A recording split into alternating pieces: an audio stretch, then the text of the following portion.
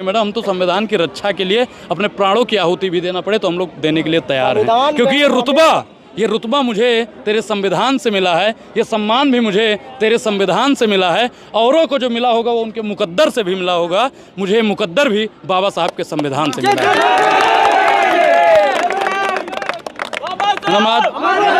आज मैडम हम यहाँ पे खड़े होकर बोल रहे हैं तो संविधान की ताकत है। अगर संविधान ना होता तो हमको पता नहीं कहाँ भेज दी होती वर्तमान सरकार और आप जैसे पत्रकार। कोई भेड़ियों का इस देश में संविधान है, बाबा साहब हैं। ये कोट पैंट पहनने का अधिकार मोदी जी ने नहीं दिया है, लेकिन कोट पैंट उतरवाने का काम वर्तमान सरकार चाहती है कि कब हो जाए। आप बताइए कि कोट पैंट टाई पहन के अगर कोई 80 समाज का लोग निकलता है तो वर्तमान सरकार के पेट में दिक्कत होती है। नमस्कार, आप देख रहे थे जनता लाइव सृष्टि के साथ और अभी मैं मौजूद हूँ जंतर मंतर में, जहाँ हजारों की संख्या में लोग भारत बंद किए हुए हैं और सबकी एक ही डिमांड है कि 1 अगस्त को जो सुप्रीम कोर्ट के द्वारा आरक्षण से संबंधित निर्देश जारी किए गए थे उसके विरोध में लोग यहाँ प्रदर्शन कर रहे हैं। अभी खास बातचीत में हमारे साथ अनुराग ओझा जी है। सर बहुत बहुत स्वागत है आपका। बहुत बहुत धन्यवाद और क्रांतिकारी जय भीम। यहाँ काफ़ी संख्या में भीड़ है, आप लोग भारत बंद कर रहे हैं, आज क्या कहेंगे?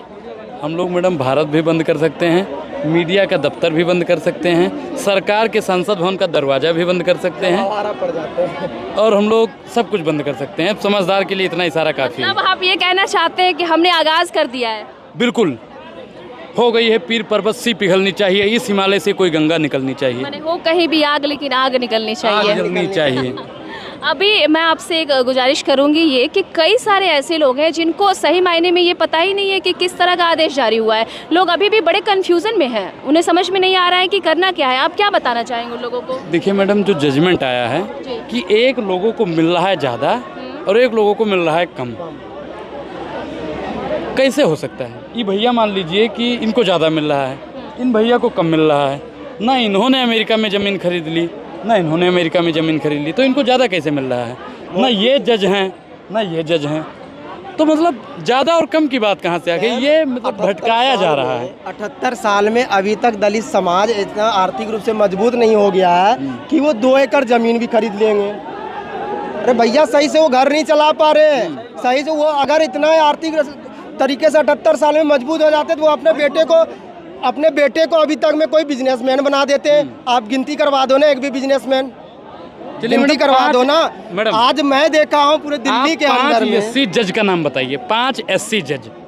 क्यों, क्या कारण है? मैं समझ रही हूँ आपकी बात। आप बता दीजिए। जातिवाद, सबसे बड़ा जातिवाद, कॉलेजियम सिस्टम इस देश से। अनुराग भाई आज ब्राह्मण होकर के हम लोग के समर्थन में आए हैं, बाबा साहब के भी समर्थन में, लेकिन हमें लगता है ब्राह्मण इसके विरोध में आएंगे, क्योंकि ये दलित के समर्थन में आए हैं। इस देश में जिस दिन कॉलेजियम सिस्टम खत्म हो जाएंगे उस दिन हमारा सुप्रीम कोर्ट में जज होंगे, और चाहे वो ब्राह्मण का भी बच्चा क्यों ना, ब्राह्मण में भी गरीब है अनुराग भाई भी जज बन सकते हैं। वहाँ आप कॉलेजियम सिस्टम खत्म करो और एग्जाम के माध्यम से आप फाइट करो और वहाँ पे जज बनेंगे।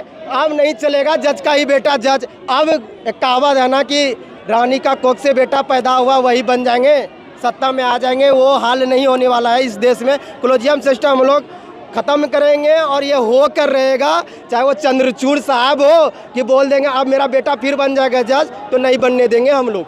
आपने जज की बात की है, देश में नौकरी कितनी है अनुराग जी? मैडम मैं एक चीज़ जानता हूँ कि देश का हमारे 83% युवा बेरोजगार है जी। तो फिर जज बनने की इतनी जो ख्वाहिशें हैं वो कैसे पूरी होंगी? आप बताइए। जो आगे पीछे वाली बात है उस पर भाई बता रहे हैं। सिस्टम में बैठे हुए लोग कौन हैं? हम लोग हैं। लेकिन जब हम लोग सड़क पर उतरेंगे तो मुझे यकीन है कि जो आज आरक्षण पर जजमेंट आया है कि एक आगे एक पीछे, वो खत्म होगा। और आरक्षण उस दिन खत्म किया जाएगा जिस दिन जातिवाद इस देश से खत्म होगा। जिस दिन जातिवाद मैडम खत्म हो जाएगा उस दिन इस देश से आरक्षण को भी खत्म करने की बात की जाएगी। लग रहा है सुप्रीम कोर्ट का जज को, एक मिनट, सुप्रीम कोर्ट बारी से मैं सबसे बात का जज को अगर लग रहा है इस देश में कि चमार हो गया, पासवान हो गया, कई ऐसी जाति लोग की वो आर्थिक रूप से मजबूत हो गए, हम लोग आरक्षण कम तो होने नहीं देंगे, चाहे उसके लिए जो भी संघर्ष करना पड़े। सुप्रीम कोर्ट को लग रहा है कि इसको आरक्षण का फायदा नहीं मिल रहा, आप 10% अलग से आरक्षण लेके आओ और उसको दो आरक्षण क्यों भाई? कोटा पे कोटा नहीं चलेगा, भाइयों में लड़वाने का प्रयास किया जा रहा है। भाई दलित समाज सुन लो, आज ये मनुवादी भाजपा सरकार, चाहे मोदी हो या और योगी हो, चाहे तमाम जो है भाजपा के लोग, ये लोग लड़वाने का प्रयास किया जाए, क्योंकि उसको पेट में दर्द हो चुका है कि दलित समाज कहीं ना कहीं या दलित आदिवासी तमाम ये एकता का परिचय देते हैं हर चीज़ में, इसलिए वो लड़वाने का प्रयास किया जा रहा है। अब दिल्ली में हम लोग को वाल्मीकि समाज से लड़वाने का प्रयास किया जा रहा है। अगर वाल्मीकि समाज को बोल रहा है नहीं आर्थिक रूप से कमज़ोर है तो उसको 10% आरक्षण लेके आना भैया। उसको हमारा तो संविधान में जो आरक्षण है हम मानते हैं वो मेरा मौलिक अधिकार है, इसको हम लोग हिलने नहीं देंगे चाहे कुछ भी। आपका ये कहना है कि जैसे हम खाते आए हैं वैसे ही खाएंगे, उसमें कोई चेंज नहीं होना चाहिए? कौन चीज़ खा रहे हैं मैम, कहाँ हम लोग खा रहे हैं? अगर एक मिनट, आप जैसे ये सवाल किए, क्या मान के चलो अनुराग भाई है हमारे यहाँ पे और ये पढ़ेंगे ही नहीं और हम पढ़ रहे हैं, तो आरक्षण का फायदा कौन लेंगे ये पहले बताओ। आप बोलोगे जीतन राम मांझी जैसा कि बयानबाजी कर दो तो ये चलेगा। पासवान समर्थन में आए हैं भाजपा में रहते हुए भी, पहली बार वो बंदा को दे, वो आज जो आपका लेकर IAS का जो चल रहे हैं अभी बैकलॉग का ले, उसके खिलाफ भी आए हैं। चिराग लग रहा है कहीं न कहीं अब चिराग पासवान को, मतलब आप लेटरल एंट्री की बात कर रहे हैं। अनुराग जी कुछ बोलेंगे इस पे? देखिए मैडम, जो पीछे से भर्ती हो रही है उसमें अगर पीछे से भर्ती की जाएगी तो काबिल लोग पीछे रह जाएंगे। ये प्रथा तो नई है मैडम, सब लोग नए नए हैं जी। और एक कहावत है कि नवा नवा ऊ ज़्यादा ऊ चिल्लात है। अब मैडम मैं कुछ कहूँगा नहीं, आप समझ रहे हैं मेरे कहने का मतलब क्या था। आप बताइए कि जैसा का सीधा भर्ती हुआ उसको एक गेंद फेंकना नहीं आता है, ठीक? पहले अटेम्प्ट में किसका हुआ था? उसका अमित शाह के लड़की उनका ओम प्रकाश ओम बिरला जो लोकसभा के स्पीकर है, उनकी ये पास कर गए 2019 में उनका इंस्टाग्राम प्रोफाइल पे था, उन्होंने IAS का एग्जाम अगर हमें लगता है संविधान का एक आर्टिकल भी पूछ दीजिएगा तो उसको पता नहीं होगा। ओम बिरला लगता है, आप श्योर ये हैं? हकीकत है, या तो उसको सामने बुला दो और उसको पूछो और हमको भी पूछो, देखते किसमें कितना ताकत है। अच्छा मैडम ये जान जाइए आप कि जितने लोगों की बैकफुट वाली भर्ती थी ना, अगर ये सरकार ले आती और उन लोगों का अगर मेरे सामने, मैं तो अभी BA कर रहा हूँ, और मेरे सामने उनका इंटरव्यू कर लेते ना तो उनको चपरासी बनने की भी उनके अंदर योग्यता नहीं होती है। सिर्फ सरकार के वो चहेते होते हैं और उनका सिस्टम वहाँ से होता है जहाँ से पूरी सरकार चलती है। अब आप जानते हैं कौन सी प्रयोगशाला से सरकार चलती है, उसी प्रयोगशाला से सीधी भर्ती की जाती है। आप बताइए कि उसी प्रयोगशाला से कुछ इंजीनियर बन रहे हैं, जो पुल बनाते हैं और बीच से एक पुल धंस जाता है। ये तो लगातार बिहार में मुझे लगता है 20-30 पुल तो ढह गए होंगे इस बार। समझदार पत्रकार हैं मैडम। फिर आप बताइए कि UPSC में लेकर आ रहे हैं, जब उसको मालूम नहीं होगा तो जिला कैसे चलाएगा? जब उसको कानून के बारे में जानकारी नहीं होगी मतलब इस तो बात जिला की कितनी कैसे गारंटी चलाएगा? अनुराग जी कि वो नहीं उनकी जानकारी होगी? जानकारी कितनी है आप बताइए? रोड जब बनता है मैडम तो रोड पूरा चेक होता है या अगल बगल का चेक होता है? लेकिन आज के कुछ इंजीनियर हैं जो सीधा आ गए हैं, वो देखते हैं कि गाड़ी का चक्का इधर जा रहा है, बीच में कोई चेकिंग नहीं होगी। ये भी बोलते हैं इंजीनियर, ये भी बोलते हैं हम लोग सरकार के प्रेशर, नेता के प्रेशर में ये करना पड़ता है, क्योंकि मैं इंजीनियर हूँ, मुझे पता है रॉ मटेरियल के बारे में। आप सरकार के प्रेशर में काम करते हैं? तो मैं नहीं करता हूँ सरकार के प्रेशर, क्योंकि हम गुलाम बनना ही नहीं चाहते सरकार का। तो आप मना कर देते हैं डायरेक्ट? मना क्या करते, हमको बनना ही नहीं सरकार का, मैं नॉलेज के लिए पढ़ा हूँ। अनुराग जी, देश में तो समानता के अधिकार की बात हो रही है लगातार, इस बारे में आप क्या किस समानता की बात की जा रही है मैडम? क्या बताएंगे आप लोग? किस समानता की बात की जा रही है? पहले आप समानता बताइए, देश में है कहाँ? बताइए। मैं आपसे पूछ रही हूँ। अरे आप बताएंगे तो मैडम, जब आप बताएंगे किस चीज़ की समानता देश में चल रही है तभी तो मैं बोल। Right to equality of everything है। अगर समानता है तो आज दलित के हाथ से गांव में लोग क्यों नहीं खाते हैं? अगर समानता है तो दलित के यहाँ पे अपनी बिटिया का ब्याह क्यों नहीं करते हैं? अगर समानता है तो दोनों लोग साथ में हाथ कंधे में कंधा मिला के क्यों नहीं चलते हैं? अगर समानता है तो आज बेटी बेटा में मतलब फर्क क्यों किया जाता है? अगर समानता है तो घोड़ी चढ़ने पर क्यों मारा जाता है? अगर बताइए कि अगर समानता है तो मूछ रखने पर क्यों मारा जाता है? अगर समानता है तो कहाँ है मैडम? उनकी फाइलों में। मैडम हमारे गोंडा से आदम गोडवी साहब हुए थे, उन्होंने लिखा था उनकी फाइलों में गांव का मौसम गुलाबी है, मगर ये आंकड़ा झूठा है, दावा भी किताबी है। लौटाएंगे वो सारा। समाज तो हमारा पितृसत्तात्मक रहा है। लौटाएंगे वो सारा तुम्हें सूद के समेत, जितना तुम्हारे जुल्म का हम पर उधार है। ताकत अगर तुम्हारे में है सितम करो तो हमारे पास भी अम्बेडकर, फूले, पेरसा, पेरियार है। लेकिन बाबा साहब का संविधान तो खतरे में है। लेकिन उनका संविधान खतरे में डाल कौन रहा है? वही लोग जो कह रहे थे 400 पार दीजिए संविधान बदल देंगे। हमने उनको आप 240 संविधान को पार नहीं खतरे होने में डालेंगे? दिया। हमने उनको 240 पार नहीं होने दिया। हम कहाँ डालेंगे मैडम? हम तो संविधान की रक्षा के लिए अपने प्राणों की आहुति भी देना पड़े तो हम लोग देने के लिए तैयार हैं, क्योंकि ये रुतबा मुझे तेरे संविधान से मिला है, ये सम्मान भी मुझे तेरे संविधान से मिला है। औरों को जो मिला होगा वो उनके मुकद्दर से भी मिला होगा, मुझे मुकद्दर भी बाबा साहब के संविधान से मिला है।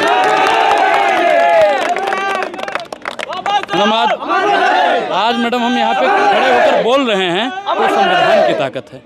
अगर संविधान ना होता तो हमको पता नहीं कहाँ भेज दी होती वर्तमान सरकार और आप जैसे पत्रकार। कोई भेड़ियों का पत्रकार, आपको नहीं लगता कहीं हम भी उसी कैटेगरी में भगा दिए गए होते तो? बिल्कुल मैडम, आप बताइए कि कौन जो मतलब डिजिटल मीडिया है वही मीडिया आज हम लोगों को सुना रही है, जनता तक पहुंचा रही है हमारी बातों को। जो बड़की मीडिया है वो किन की विचारधारा पर चल रही है? अच्छा आप बताइए, बड़की मीडिया में SC ST माइनॉरिटी के लोग कितने हैं? एक भी नहीं है। बताइए मैडम। नहीं है। आगे जा रहे हैं बड़की मीडिया वाले और आरक्षण खत्म किया जा रहा है भाई का, तो ये गलत है मैडम।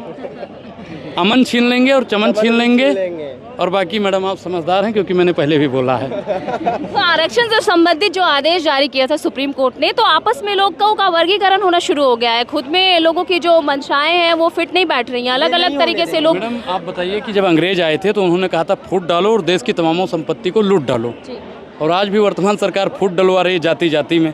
पहले दलितों को ब्राह्मण से लड़वाया, हिंदू को मुसलमान से लड़वाया, अब दलित को दलित से ही लड़वा रहे हैं। तो इनका जो चिड़िया चरित्र है, जो भाजपा का चिड़िया चरित्र है, उसको मैडम कोई समझ नहीं पाया है। जैसे नारी को नारायण नहीं समझ पाए थे, वैसे ही इस देश के लोग प्रधानमंत्री मोदी को नहीं समझा पा रहे हैं। अरे प्रधानमंत्री लिखी हुई बातों को बोलते हैं मैम, जिसको बिरसा मुंडा का जन्मदिन सही से पता नहीं, इसलिए नहीं पता है और वो बोल रहे हैं 1875 में हम उसके हितैषी हैं आदिवासी। अरे वो टंग स्लिप नहीं हो सकता है। नहीं हो सकता मैडम, उसको ज्ञान ही नहीं है। कितना बार कभी कहते हैं बेटी बचाओ, ये आगे बाबा साहब कभी कहते हैं कि बेटी बचाओ, और फिर क्या कहते हैं? क्रांति करो जब भी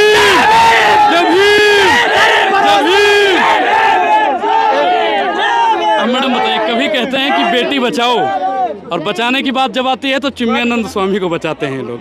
सरपरोशी की अब तमन्ना हम भी रखते हैं। एक एक करके मैं बात कर लूँगा जी। एक जी हाँ, अब बोलिए आप अनुराग जी। मैडम आप बताइए कि जब तक इस देश में संविधान है, बाबा साहब हैं, कोट पैंट पहनने का अधिकार मोदी जी ने नहीं दिया है, लेकिन कोट पैंट उतरवाने का काम वर्तमान सरकार चाहती है कि कब हो जाए। आप बताइए कि कोट पैंट टाई पहन के अगर कोई 80 समाज का लोग निकलता है तो वर्तमान सरकार के पेट में दिक्कत होती है। और कुछ लोगों को तो मैडम जो जजमेंट लेकर आए हैं, मैं उनका नाम नहीं लूँगा, उनके सपने में आ जाता है कि आज एक समाज पीछे है। वो जज कितने दिनों से हैं? काफ़ी दिनों से हैं, और उनको आज याद आता है कि वाल्मीकि समाज बहुत पीछे है। अरे वाल्मीकि समाज पीछे है तो उनको और आरक्षण दीजिए। और आरक्षण समाज को इतनी उसको दर्द हो रहा है कि वाल्मीकि समाज हमारा पीछे है, तो दिल्ली के अंदर में जितने वाल्मीकि समाज को ठेके पे कटवा रहे हैं उसको परमानेंट कर दो ना, तब तो जानेगा दलित का नौकरी का तो प्राइवेटाइजेशन हो रहा है। 2% नौकरी बची है देश में, सबको जज बनना है, कैसे होगा? बताइए मैडम, हर चीज प्राइवेट कर दीजिए। मैं प्राइवेट सेक्टर का विरोधी नहीं हूँ, लेकिन हमको सरकारी प्रधानमंत्री भी नहीं चाहिए। प्रधानमंत्री भी प्राइवेट कर दो। और प्रधानमंत्री अगर वो बोलते हैं हम वेतन जो लेते हैं, वेतन लेने के बाद वो फिर क्या बोलते हैं, पेंशन भी उसको खत्म कर दो ना। पहले तो प्राइवेट हो गया, प्राइवेट तो आप भी प्राइवेट हो जाओ ना भैया। सारा चीज तो प्राइवेट हो गया, आरक्षण बचा क्या? बीजेपी तो एमपीओ की क्या जरूरत पड़ रही है हमें? इन एमपीओ को प्राइवेट करो। क्यों ये इतने एयरपोर्ट की सुविधा लेते हैं, मेडिकल की सुविधा लेते हैं, 20-20 कमरे लेते हैं, 100 आदमी 50-50 आदमी मजदूर लेते हैं जो फ्री में काम करते हैं। कई लाखों करोड़ अरबों रुपए का जो खर्चा आता है एमपीओ का, वो कहाँ से आता है? जनता से तो निकालते हैं, हम गरीब आदमियों से निकालते हैं। जो बच्चों को नौकरी नहीं मिलती है, रोड पर आए हुए हैं, जिन्हें 60-60 65 तनख्वाह मिलती, आज उनको 15-15 हज़ार रुपये में काम करवा रहे हैं। ये हिरासमेंट नहीं है क्या? बच्चे पढ़े लिखे रोडों पर घूम रहे हैं, क्या उनको शर्म नहीं लगती? उनको शर्म नहीं आती? या इतना मतलब है ज़्यादा पढ़े लिखे, उनके बच्चे तो बिना पढ़े लिखे, बिना एग्जाम दिए IAS बन जाते हैं, और हमारे बच्चे पढ़े लिखे होकर लाइन में भी नहीं खड़े कर देते हमें। तो क्या है ये मनुवादी व्यवस्था लाना चाहते हैं, जो पहले थी। बाबा साहब ने भी मनुवाद का बहुत बड़ा सामना किया। आज बाबा साहब अकेले थे उस समय, अब तो बाबा साहब बहुत सारे हैं। ये कितनी भी जोर लगा ले, हम चाहे कुछ भी हो, चाहे मर जाएं, लेकिन ये मोदी के जो विभिन्न प्रकार के जजमेंट आते हैं सुप्रीम कोर्ट के माध्यम से, जो जजमेंट जो आता वो बिल्कुल गलत आते हैं और विरोधी है। और देश का विनाश जो होएगा ये मोदी जी करे के जाएंगे, क्योंकि जातिवाद में इन्होंने बांट रखा। कभी जातिवाद को ये बखेर देते हैं, कभी जाति के जाति में लड़वा देते। क्या है ये तो इनकी पहले से व्यवस्था ऐसी रही है, क्योंकि मनुवादी की व्यवस्था ये रहती थी कि गरीब आदमी के बच्चे पढ़ लिख कैसे गए। आज कक्षा 3 में और कक्षा 6 में बाबा साहब की जो संविधान की प्रस्तावना थी वो भी खत्म कर दी। तो बाबा साहब का तो ये संविधान खत्म करने के चक्कर में लगना है। बाबा साहब का संविधान खत्म कक्षा 3 और कक्षा 6 में बाबा साहब की जो प्रस्तावना हुई वो भी NCERT से बंद करवा दी। क्या ये देश का विकास करेगा मोदी? ये तो देश का विनाश करेगा।